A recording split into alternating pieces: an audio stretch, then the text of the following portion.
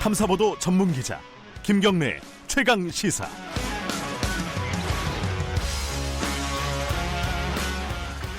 김경래 최강 시사 2부 시작하겠습니다. 오늘 2부에서는요 자유한국당 연결하겠습니다. 어제 더불어민주당에 이어서요. 지금 국회 현안들이 많이 있죠. 이미선 헌법재판관 후보자 인사청문 보고서 채택 문제도 있고요. 그리고 청와대 인사 라인 문제도 있고, 그리고 선거제 개편, 공수처 여러 가지 현안들 좀 풀어보도록 하겠습니다. 자유한국당 전희경 대변인 연결돼 있습니다. 안녕하세요. 네, 안녕하세요. 네, 일단 오늘이요. 그 대통령이 해외 순방 떠나면서 요청을 한 이미선 헌법재판관 후보자 청문 보고서 요청 시한이 오늘까지죠? 그렇습니다. 이거 어떻게 되는 겁니까, 오늘? 오늘까지로 요청을 하시고 순방을 떠나셨지만 네. 이미선 후보자의 부적격 사유에 대해서 전혀 달라진 바가 없습니다. 네. 임명 강행이 된다면 네. 그야말로 국정에 있어서 이 국회가 협조를 전면적으로 못하게 되는 파국으로 치닫게 될 것이다. 그렇게 네. 말씀드릴 수 있겠습니다. 일단 자유한국당 반대하고 있고 정의당은 찬성 쪽으로 돌아선 거죠, 그죠? 지금 그렇습니다. 이 문제는 매우 간단한 문제입니다. 예. 지금 그 이미선 재판관, 헌법재판관 후보자 경우에 재산이 두 부부 합산 42억 정도가 되거든요. 네.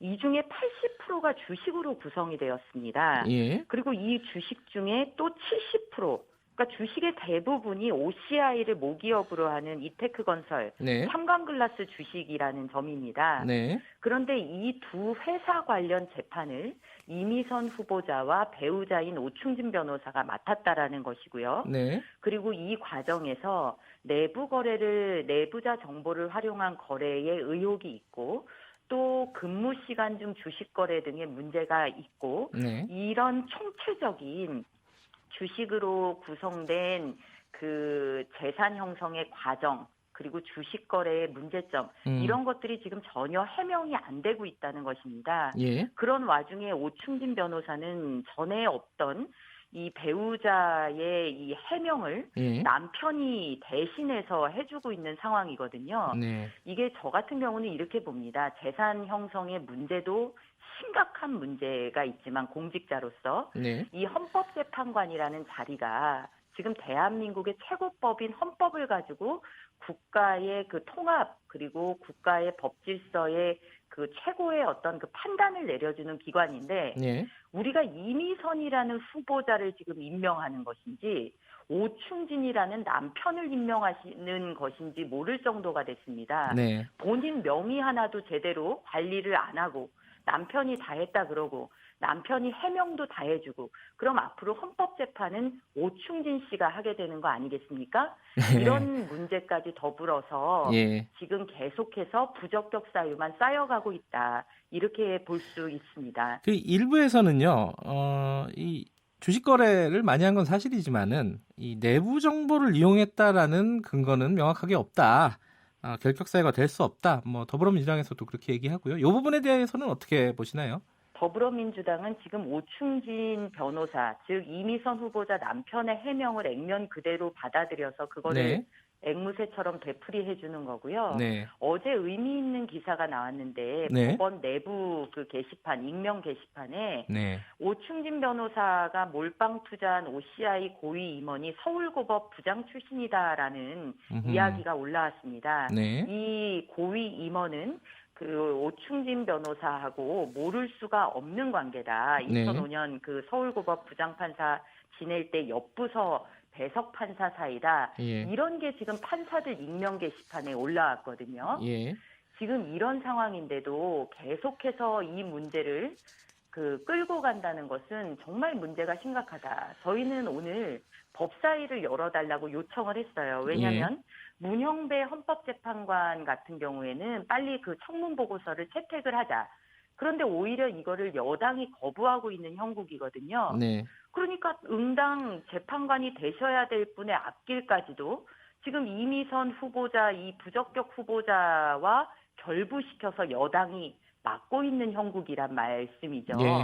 저는 이거는 정말 잘못된 행태다, 이렇게 봅니다. 이미선 후보 부부를 지금 검찰에 고발을 하셨죠? 그 한국당에서요? 그렇죠. 자본시장법 위배하고 부패방지법 위배 혐의로 저희가 그 고발을 했고요. 네. 바른미래당 같은 경우에는 이 주식거래와 관련돼서 금융위에 조사 요청을 해놓은 상태입니다. 네.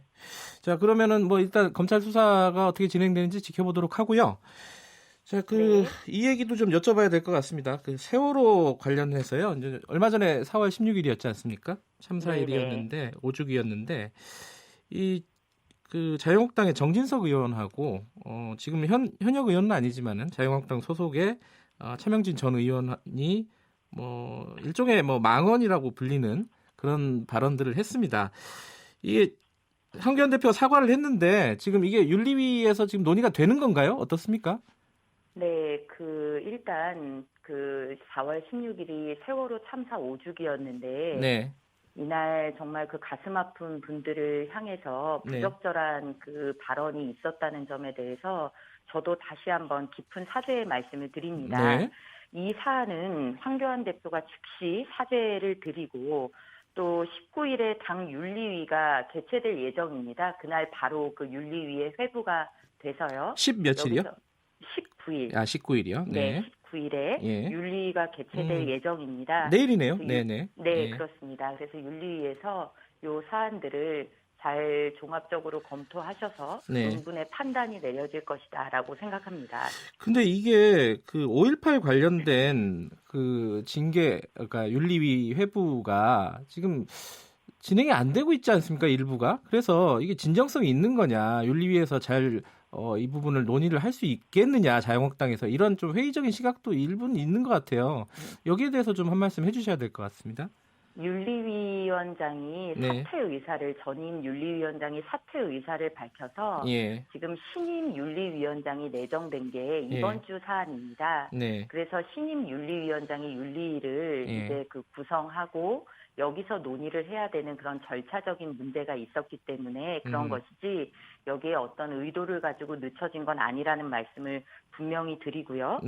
앞서도 말씀드렸지만 저희는 국민들의 뜻에 공감하지 못하는 이 문제들은 굉장히 심각한 문제다라고 생각합니다. 어제 대표도 그 징계도 중요하고 수습도 중요하지만 더 중요한 것은 국민이다. 국민의 뜻을 감안해 합당하게 처리될 수 있도록 할 것이다라고 말씀을 황교안 대표가 하셨는데 이 내용대로 저는 그 자유한국당이 국민 속으로 들어가고 국민의 공감을 얻는 그 과정에 있어서 누구보다 그리고 그 무엇보다도 적극적으로 임할 것이다 이런 말씀을 드립니다. 당에서 심각하게 생각하고 있다, 심각한 사안으로 보고 있다 이런 말씀이시고요. 네, 그렇습니다. 그런데 그 자유한국당 소속 홍문종 의원 같은 경우에는 아니 이럴 때 우리 식구들 보호해야 되는 거 아니냐, 당 대표가 방패가 돼줘야 된다 이런 취지의 말을 했단 말이죠. 그래갖고 이게 당내에서 기류가 좀 다른 거 아닌가. 지금 전 대변인께서는 심각한 문제라고 보신다고 했는데 좀 다른 얘기가 나오는 거 아닌가라는 의견도 있습니다. 이 부분 어떻게 보시나요? 네, 홍문종 의원님 말씀은 또 그분의 그런 생각이신 거고 중요한 것은 저희가 이제 윤리를 개최하기로 했고 이제 정해진 절차에 들어가게 됐다라는 점입니다. 우리가 뭐 민주당 같은 경우에도 과거 여러 사례들이 있었지만 우리가 어떤 개인을 민주당 전체와 결부시켜서 이야기하는 것을 자제해 왔거든요. 그런 맥락에서 지금 저희 당은 이 문제에 대한 최선을 다하고 있다라는 사실을 다시 한번 말씀드립니다. 알겠습니다. 홍문종 의원의 발언은 당 의견은 아니다. 이런 말씀이시고요. 자, 조국 수석 관련된 얘기 좀 여쭤볼게요. 지금 민주당에서 사실상 뭐 조국 수석이 총선에 등판하는 거를 뭐랄까요? 인정하는 그런 분위기예요. 그 말들의 대표나 당 원내대표의 뉘앙스를 보면요. 이 여당에서는 이거 어떻게 보고 계세요? 참 더불어민주당이 지금 시대를 어떻게 읽고 있는지를 물어야 하는 상황이다라고 생각을 합니다. 어떤 뜻이죠? 지금 문재인 대통령이 대통령 되신 지 이제 다음 달이면 만 2년을 꼬박 채우게 됩니다. 그리고 그 과정에는 청와대 1기 구성된 청와대 1기가 있었습니다. 네. 그런데 지금 보면 2년 동안의 문재인 대통령의 국정 성적표가 어떻습니까? 지지층까지도 돌아설 정도의 경제 폭망 상황이고 네. 그나마 기대를 걸었던 남북관계 문제도 미국으로부터도 배척당하고 김정은으로부터도 공개 망신을 당하는 지경에 이르렀습니다. 네. 인사 참사는 뭐 이루 말할 수가 없어서 인사청문보고서 채택도 없이 강행해버린 네. 그 인사만 해도 13명입니다. 네. 낙마자는 말할 것도 없습니다. 이 모든 사항에 지금 조국 수석과 이번에 청와대 1기가 있는 것입니다. 구성원들이 있는 것입니다. 네. 그러면 집권 여당이면 이분들한테 책임을 묻고 이분들이 잘못한 것들을 가려내서 다음번에 잘할 수 있는 사람들로 빨리 자리를 교체해줘야 됩니다. 네. 그런데 어떻게 된 일인지 내년 총선을 놓고 조국 수석 나와라. 청와대에 누구 나와라. 많이 나와라. 이런 얘기를 하고 있습니다. 올해가 지금 올해 4월인데요. 네. 내년 총선까지 1년이 남았습니다. 국민들은 하루하루가 먹고 살기 힘들고 빠듯해서 살려달라 그러는데 지금 집권 여당과 청와대만 총선용 선거 캠프를 꾸렸습니다. 이게 도대체 국정의 책임지는 청와대와 더불어민주당이 할 얘기냐. 어제 이해찬 당대표는 더불어민주당 당대표는 240석 하자. 이런 얘기를 하셨다고 합니다. 240석, 예. 그렇죠. 이게 지금 오만과 이 세상으로부터 귀닫고 측근들끼리, 코드끼리 이렇게 뭉쳐있기 때문에 벌어지는 그런 참상이다. 이렇게 보고 있습니다. 예. 근데 뭐 어떻게 야당이 말릴 수는 없는 노릇이잖아요. 만약에 나온다고 하면은, 그죠? 국민께서 평가하실 것입니다. 판단하실 것입니다. 심지어 오늘 그 언론 기사를 보면은 여당에서는 이낙연 총리에 대한 차출론까지 나오고 있다라고 합니다. 예. 이 관계자들의 발언이 소개가 됐는데 뭐 일부 민주당 의원들과 식사를 하면서 이낙연 총리가 총선에서 당에 도움이 되고 싶다는 취지의 말씀을 하신 걸로 지금 되어 있거든요. 네. 이렇게 되면은 이건 심각한 겁니다. 첫째로 현역 총리 신분이시기 때문에 네. 이 어떤 당에 지금 아무리 여당이라고 해도 여당의 총선에서 도움이 되고 싶다라는 발언을 했다는 거는 매우 공무원의 정치적 중립 의무 위반으로서도 부적절한 것이고 또 총리 마음이 벌써 본인이 출마를 한번 해볼까 하는 데 가 있다면은 지금 국정 현안 뭐 어디 다니시는 거 뭐 이런 거 우리가 순수하게 국정 챙기는 걸로 볼 수 있겠습니까? 이걸 총선 시동 걸기로 볼 수 있는 것이 오히려 알겠습니다. 그 합리적인 것이겠죠. 하나만 더 여쭤봐야 될 것 같아요. 박근혜 전 대통령 관련해 가지고요. 지금 형 집행 정치 신청했지 않습니까? 박근혜 전 대통령 측에서요. 네. 그런데 지금 황교안 대표가 석방 가능한지 좀 법률적인 검토를 하고 있다. 그 석방하는 게 좋겠다라는 취지의 얘기를 했어요. 지금 자유한국당 입장이 어떻습니까?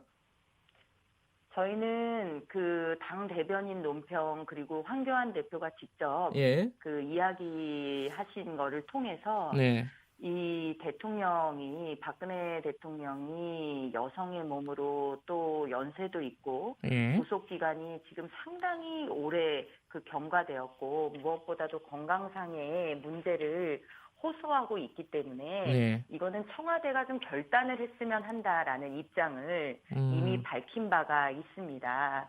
그래서 이거는 지금 문재인 대통령 지금 집권 2년 차 그러니까 3년 차고 만 2년이 돼가는 와중에 계속해서 과거 파기 그리고 전 정권에 대한 적폐몰이 이런 것들을 계속할 게 아니라 이제는 제발 좀 미래로 가자 이런 그 여망이 있는 것이고요.